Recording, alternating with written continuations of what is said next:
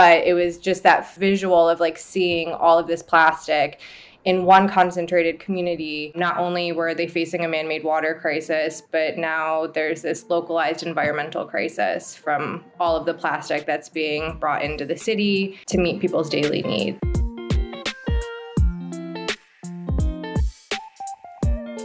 Hey everybody, this is Kevin Newsom. I'm the head of community at Triple Whale, and we're very excited to announce a new podcast series that I'm going to be hosting called Whale Sightings.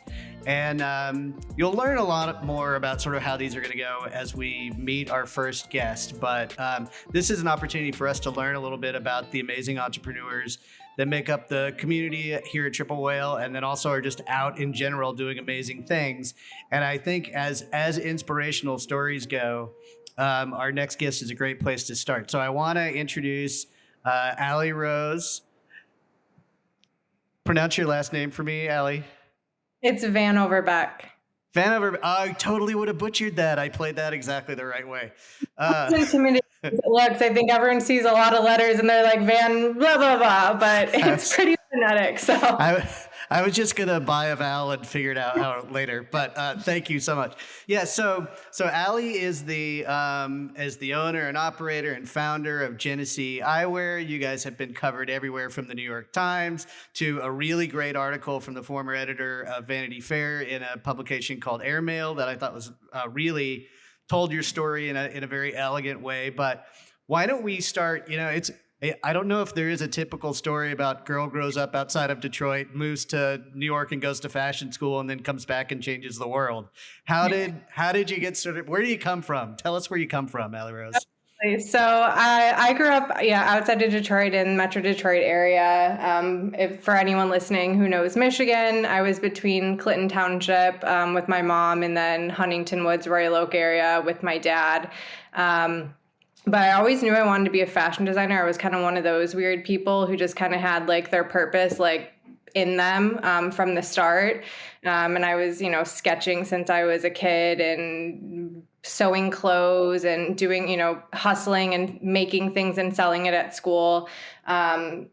Pretty classic miniature entrepreneur. But I ended up following my childhood dream, ended up in New York, went to Parsons for fashion design, focused more in women's wear and soft materials. And then post-graduation, ended up working in more corporate fashion. I thought, when I was in school, I was going to work for like a sexy brand like Calvin Klein or Proenza, something where I could be more creative. And then kind of reality hit living in New York. It's like, oh shit, like I need to actually make money and have health benefits, and ended up taking the more corporate route, which was really insightful for me. I always had a passion, I would say, for like doing good and doing, work with purpose. Started, I would say, post-graduation, really caring a bit more about sustainability, exploring conversations around, zero waste cutting and design, as well as like the circular economy and red cradle to cradle. All at the same time, working in corporate fashion for, $1 billion conglomerate. And the veil was kind of pulled away in terms of just how unsustainable the fashion industry is, how unethical it is, and just how outdated that business model is. Seeing the numbers of like knowingly overproducing inventory that was ending up in landfill every year, it just didn't, from a business sense, make any practical sense to me, but also just was not aligned with my values as a human. And I ended up taking a sabbatical in did what every young millennial woman does and went to India and did the whole eat, love, pray thing. I ended up volunteering in India with an NGO in Hyderabad that trains women who are in domestically abusive relationships with sewing skills, so they have a form of financial independence. Spent probably a week working with that NGO and just absolutely like fell in love with the work that they were doing, learned what a social enterprise was. That was kind of my first experience in that kind of world. And, I realized that's the kind of work I wanted to be doing within fashion, using fashion for good, empowering individuals with like skills and trades. And I flew back from India to Michigan on Christmas Day of 2015 with like full intentions of letting my, family know I'm leaving my corporate job in New York and selling everything I own to move to India to work for this NGO. But landed. That was at the height of the Flint water crisis here in Michigan, when state and federal aid was being deployed.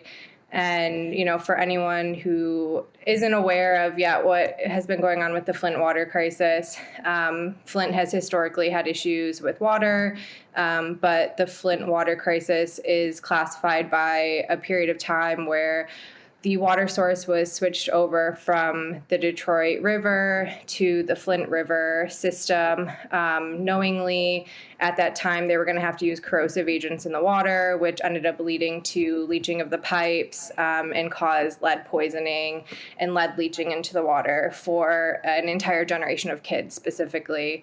Lead is a neurotoxin. It never leaves your body. It accumulates over time, and it's specifically really detrimental to children, especially in early developmental ages. It causes learning disabilities, behavioral issues. It's harmful on your organs. So that's in short the Flint water crisis. It's a lot. Yeah, but I ended up volunteering with the Red Cross in Flint, delivering bottled water door to door, and water filters, with hundreds of volunteers in the city.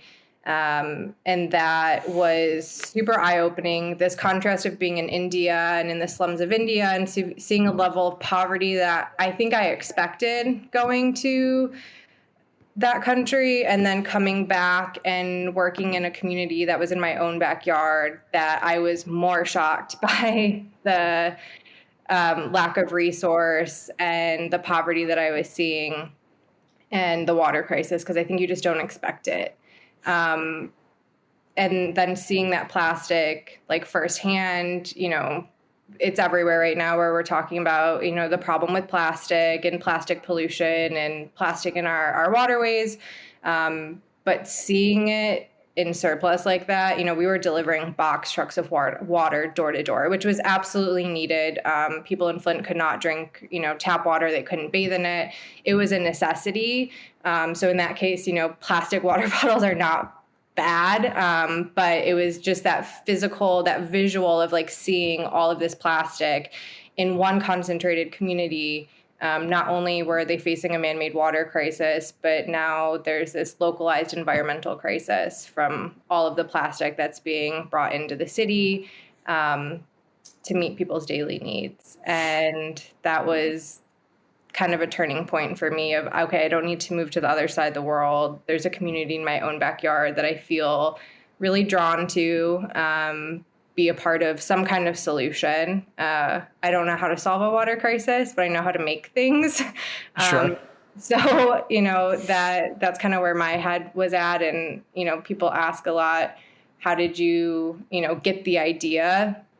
And I don't think it was like one specific moment. It was just like a series of events that really like led up to launching Genesee. And obviously being in Flint, seeing that plastic, knowing I wanted to do something in the community to be of service, and then just asking people in Flint, like, what does Flint actually need? And every single person I spoke to said jobs.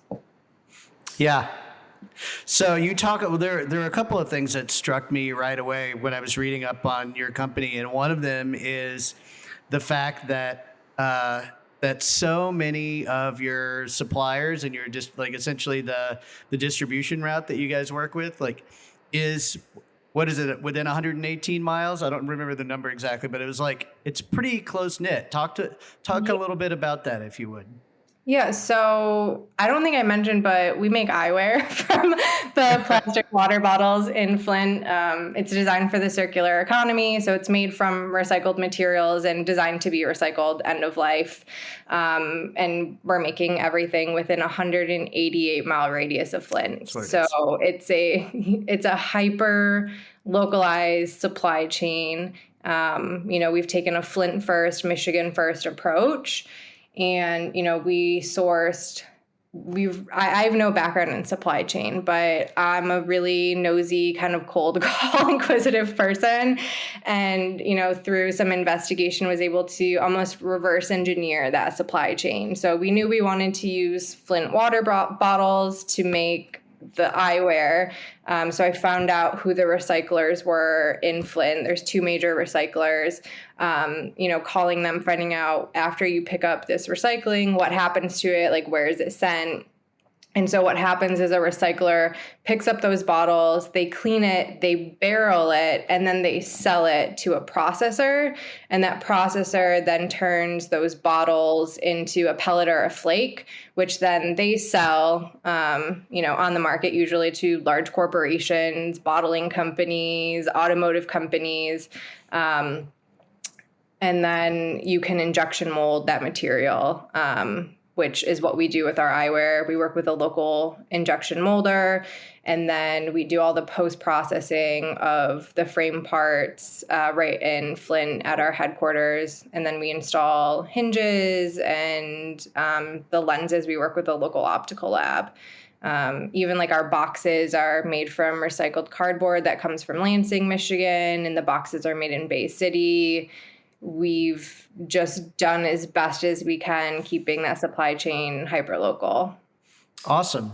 And then the other thing that occurred to me, and I want to explore what you just finished talking about, but the other thing that occurred to me before I forget is the idea that you guys, when you launched this, ran a Kickstarter, and then the success of the Kickstarter notwithstanding, the other thing that you specifically talked about, there being a community of people that came together as a result of that. Like, can you speak to a little bit about how, when you do ask people who live in Flint, they say we all need jobs. Like, what's been how have they responded to what you guys are doing? Yeah, so we launched through a Kickstarter campaign in April of 2018. So we're actually coming up on our 4-year anniversary. And that Kickstarter we launched after doing a couple accelerators in New York, one of them being with the CFDA, which is the Council of Fashion Designers of America. It was called a Lane Gold Launchpad. We received some grant funding to prototype the product and got business mentorship. And then at the culmination of that program, we had planned, okay, we're going to launch this product, or we're going to try to launch this product through a Kickstarter campaign. I think there's something really valid about crowdfunding an idea. If it doesn't get funded, then it probably shouldn't be out in the world anyways. Sure. And we were trying to make a product of purpose and need. So there needed to be that need, that want for it. So that was really important to us. And we immediately, when we launched, received pretty phenomenal support. Not just, we got our Kickstarter funded fully, but had even pre-launch just amazing media attention from Vogue, New York Times, Bustle Media. We were on World News Tonight with David Muir, right at the end of our Kickstarter campaign. So there was something really exciting and validating about, this idea. Once our Kickstarter got funded, I fully left my life in New York and moved full-time to Flint to get the business up and operating. And when we first launched, we were exclusively hiring returning citizens, so individuals who are coming out of incarceration. I've never worked in that space before, and it was incredibly challenging. Not only were we trying to get our supply chain figured out, build out our manufacturing processes, just operate the day-to-days of our business. But the social justice piece of it was really, really important and still important to us. But it was really challenging. And there was a lot of learnings there in terms of needing to make sure we had third-party support and services to support those individuals who are transitioning from, being incarcerated to being back out in the real world. And, we had some employees who we were their first legal job. So not only were we providing a job and teaching a skill, but also needing to support individuals just with day-to-day living, skills training, professionalism. and, we currently do not have any returning citizens. We've kind of decided we need to make sure we have like a stronger foundational like team built out to be able to provide more services and actually like make sure we're able to like holistically support individuals. But that's still a huge like goal and like part of like what we're wanting to like scale to. Sure.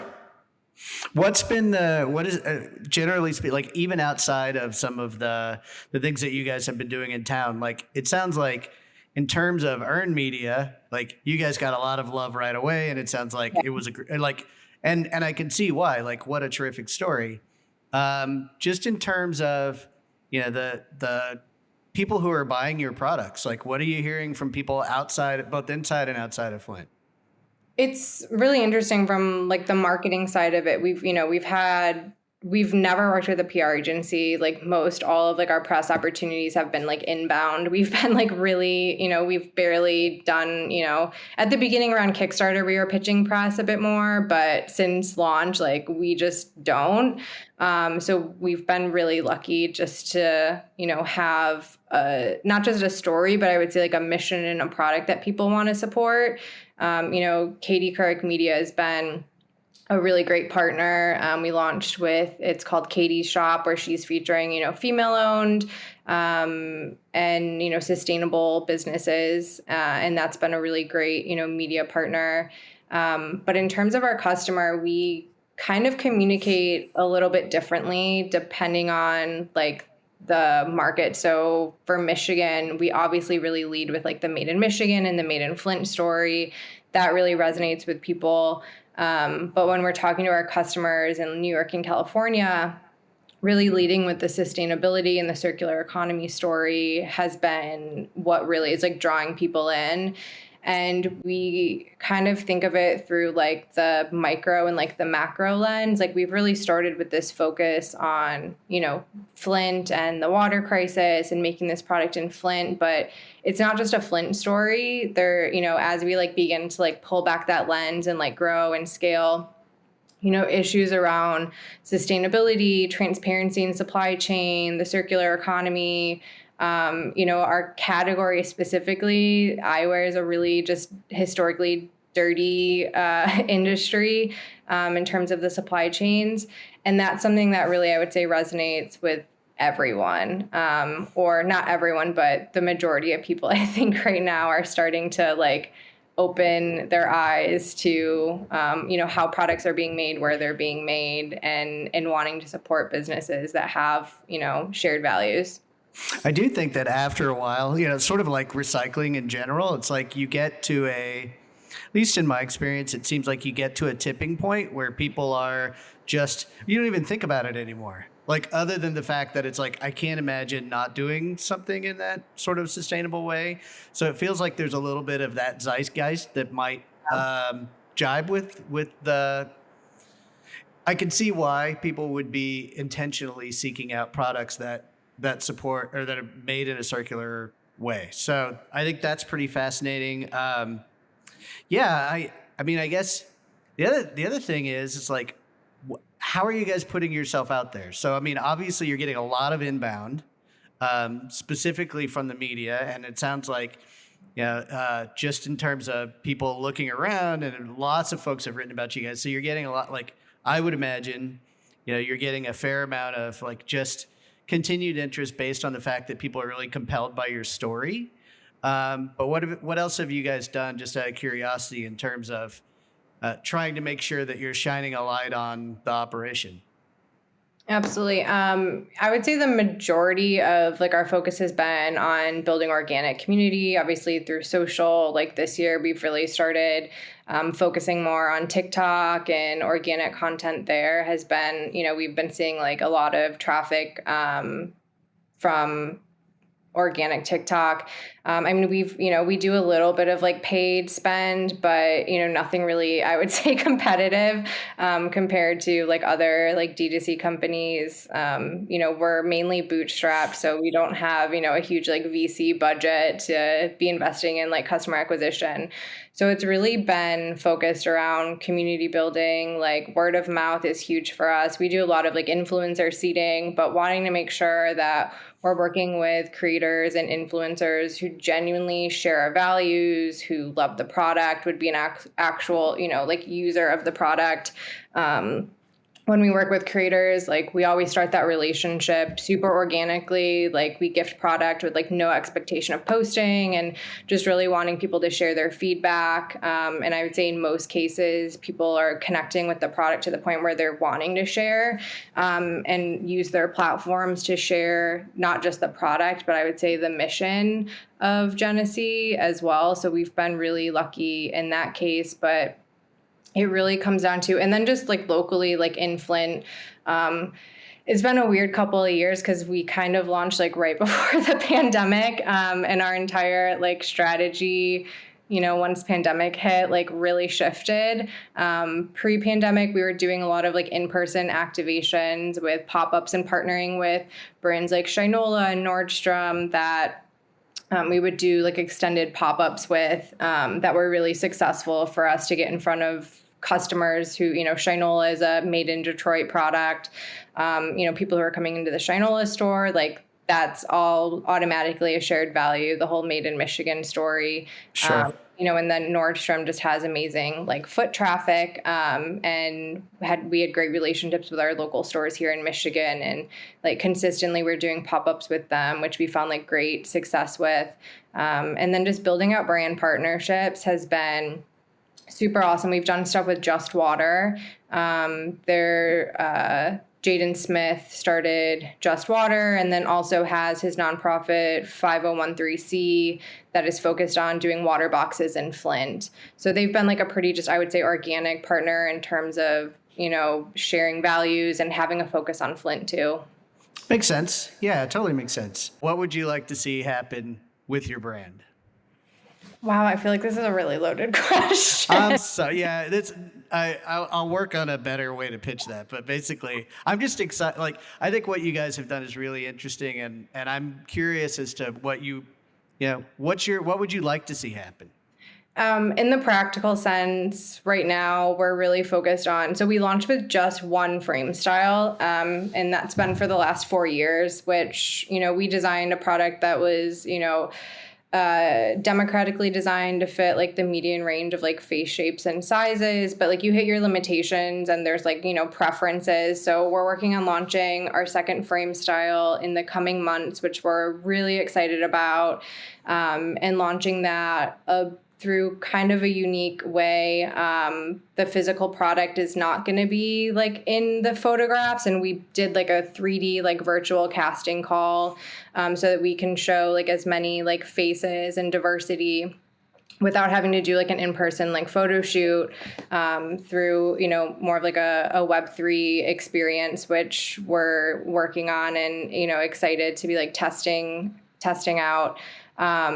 So product focus, it's really about like just being able to offer like more frames. That's, in like the simple sense, is going to open a lot of doors for us in terms of, partnerships, getting in on more people's faces at the end of the day is really kind of the goal. On a more like mission vision space, we've partnered from the start with the Community Foundation of Greater Flint. We've donated, I think, over like $10,000 at this point to the Community Foundation, which houses, it's called the Flint Kids Fund, which specifically supports children and families that were directly affected by lead poisoning. We've done some collaborations with local artists in Michigan, on some like frame colors over the last couple years, always kind of with a charity component attached to that. And as we like build more relationship and more community in Flint. There's a lot of like chats we've been having about how can we kind of have like our own like nonprofit like as well, where we can do the kind of activist work that like we want to be doing as a brand, really using our brand as like a platform and a form of activism as well. There's some partnerships we've been wanting to do in terms of just like being able to provide like free prescription glasses to like a high school, and like being able to like be funding like our own efforts like that in Flint would be really exciting. And then the water crisis is still happening, and like I said, I am a designer. I don't know how to solve a water crisis, but there's definitely some partnerships that we're working on and helping to increase bottle collection and recycling rates in the city of Flint, which would be huge for us. There's not efficient state-funded or city-funded recycling still in Flint. It's, a huge inconvenience, and having a community hub where we can really incentivize people to, bring in their recycling and increase their recycling rate and make it convenient for them, would be like huge. Makes sense. By the way, I have been internally referring to the waste in the fashion industry as big glasses. So like that's so funny that you said this, because I the other day I like wrote something and I called it big eyewear. Yeah. Oh yeah. Yes. Yeah. And now all I can see is the sort of the Will Ferrell character from Zoolander in enormous glasses. But what if I have just a couple of questions left for you, and one of them is if I'm a consumer and I want to try to be more sustainable in the choices that I'm making for products, any recommendations on ways I can do that? Don't buy anything. Coming That's from harder. person who owns a brand, use what you have first and foremost. We really encourage, so with our glasses, we really encourage like repair services and like just extending the use of like anything that you have for as long as possible. So before, you throw it away or you trade it in for a new pair or you send it in for recycling, like do whatever you can to like just extend the use of what you have. I've gotten really big into even just like focusing on with like clothing specifically, like alterations instead of, things go in and out of style. And instead of, throwing it out, getting something new, maybe it's hemming pants, tailoring them a new way, but really just focusing on like using what we have first and foremost. A lot of people, I thought it was like interesting when everyone got on like the whole straw kick, like the reusable straws. And it's like, before you buy all of your own, sustainable like products or glass Tupperware containers, like use the plastic ones that you have at home already for like as long as possible, first and foremost. And then, if you do need to buy something new, like we are humans, we, live in a capitalist society, like we want things. Shop from a brand that is using recycled materials, that is designed for the circular economy, that has take-back programs, that offers repair services, and I would say to shop local, whether that comes from like products to like produce, like, back in the day, everything, is focused on like our local supply chain, and, there's something there. I think during the pandemic for a bit, we saw kind of a return to that.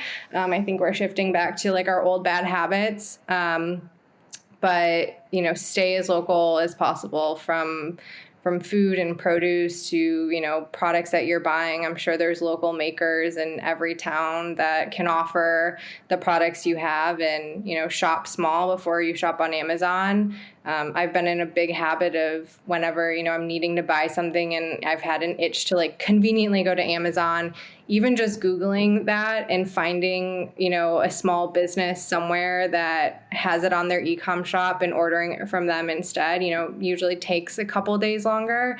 But as an entrepreneur, it's like I know the impact of supporting a small business and that every sale does matter. Yeah, for sure. What's the old saying about be where your feet are? So, Yeah. yeah. I think I told you I was going to ask you what you're reading. Have you read anything that you want to share? Yeah. Right now I'm actually reading the new Gary Vee book, 12 and a half. Oh, how is it? It's really good. I'm about halfway through. It's about emotional intelligence and, business leadership. He's really focused on, kind candor. And in this book as being, the 12 qualities, the one that he lacks the most of. And it's been a good read. And really, as I try to grow myself as a leader and we grow a team, just working on myself and my leadership skills as well is, important. Yeah, for sure. So thank you again, Allie Rose. I do want to let you guys know that Allie is going to appear at Ecom Sweetie in June, which we're super excited about. It's a female forward entrepreneurs conference that's happening in LA. So look it up if you get a chance. Allie, thank you so much for your time and thank you for sharing your story. It's amazing. I wish you great success and lots of recycled eyewear. Thanks, Kevin.